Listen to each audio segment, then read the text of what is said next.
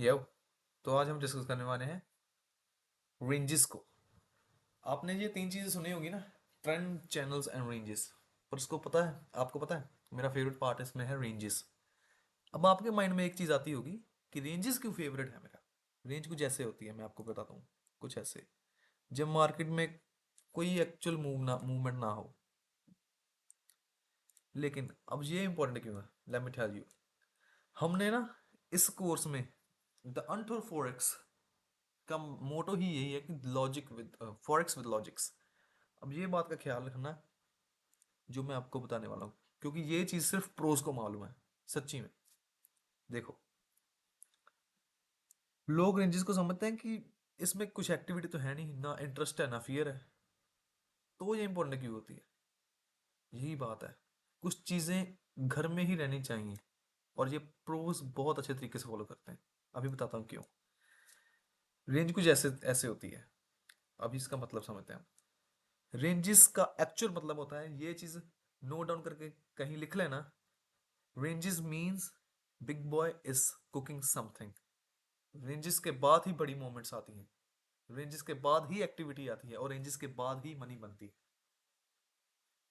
अब देखो इसका एक्चुअल मतलब क्या होता है। मैंने आपको बिग बॉय, स्मार्ट प्लेस और मिस इन्फॉर्म ट्रेडर्स के बारे में आपको बता दिया था। उस कॉन्सेप्ट को यहाँ पे यूज करना बहुत ज्यादा जरूरी है। सोचो,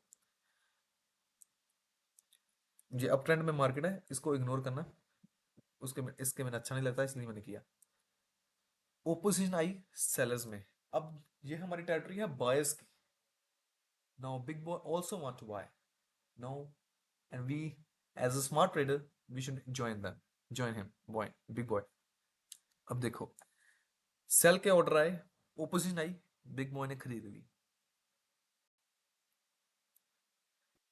उसने अपनी मनी विड्रॉ विड्रॉ कर ली, यहाँ पे स्टॉप हो गया। उसके बाद ओपोजिशन थोड़ी थोड़ी आई आई, फिर उसने बाय कर लिया ऑर्डर। फिर ओपोजिशन आई, फिर बाय कर लिया, फिर ओपोजिशन आई, फिर बाय कर लिए। अब देखो ये क्या हो रहा है, ऑर्डर्स फुलफिल हो रहे हैं। किसके, बिग बॉय के। और हमारे भी, क्योंकि हमने भी यहाँ पे एक्चुअली यहाँ पे ट्रेड नहीं लेनी, वो the right time to trade मैं भी बताऊंगा आपको। ये चीज का ख्याल रखना कि यहाँ पे ऑर्डर्स फिल हो रहे हैं by the big boy, and obviously for the money. उसके बाद जब इनफ ऑर्डर्स होते हैं और इनफ ओपोजिशन होती है, तब मार्केट ऊपर जाती है। आई होप कि आप समझ चुके होंगे। अभी आपको एग्जांपल बताता हूँ, इस चीज को रहने दो, इतनी अच्छी रेंज की एग्जांपल नहीं है। Let me find a better example for you. हाँ, इसको आप लिख सकते हो। इसको लेके ना ले,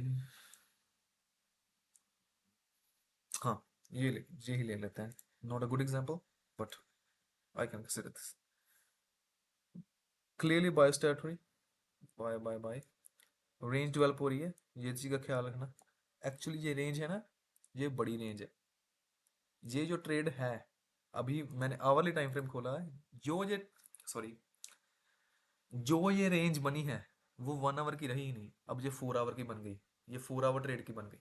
ये बात, ये एडवांस चीज है जो मेरे मुंह से निकल गई, बतानी जरूरी थी शायद। अब निकल गई तो निकल गई, क्या करें। अब देखना, range I, opposition I, big boy ने ऑर्डर्स ब्रॉड कर लिए जितने थे। उसके बाद फिर वो ओपोजिशन आई। ओपोजिशन दोबारा पता क्या आती है, सपोर्ट एंड रेजिस्टेंस के कंसेप्ट की वजह से। Actually support and resistance is just bullshit for me. It is important, but I will thank you later now, even in this course. इसी कोर्स में बात करूंगा मैं, और ये एडवांस बहुत है। सो थैंक यू जरूर करना मेरा नीचे, अनटिल 4x का। इस चीज को लेके लोग फिर एंटर कर जाते हैं ओपोजिशन में। मिस इन्फॉर्म ट्रेडर्स, अभी मैं मिस इन्फॉर्म ट्रेडर्स और बिग बॉय की बात कर रहा हूँ, स्मार्ट प्लेस की नहीं। फिर से ओपोजिशन आई, ऑर्डर्स आए सेल के, बिग बॉय ने ऑर्डर्स फुलफिल कर लिए। और कुछ स्मार्ट ट्रेडर्स ने भी, जो बहुत ही इलीट हैं, इलीट ट्रेडर्स, ओपोजिशन आई बाय कर ली, ओपोजिशन आई बाय कर ली। जब इनफ ऑर्डर्स हो जाते हैं ना, और जब राइट टाइम होता है मार्केट का, ये भी चीज याद रखना, राइट टाइम ये बहुत इंपॉर्टेंट चीज है, और यही सबसे ज्यादा ओवरलुक्ड की जाती है। तब मार्केट ऊपर चढ़ जाती है। आप इसकी प्रैक्टिस करना, आपको जरूर समझ में आएगा। और अगर समझ में नहीं आया तो दोबारा मुझे बोल देना, हम इसकी लाइव स्ट्रीम भी कर सकते हैं यूट्यूब पे कभी भी। अनटोल्ड फॉरेक्स का को सब्सक्राइब भी करना, और अगर आप ये यूडीमी पे देख रहे हो तो फिर याद रखो मेरा नाम untold forex. Okay bye, thank you, I hope you got my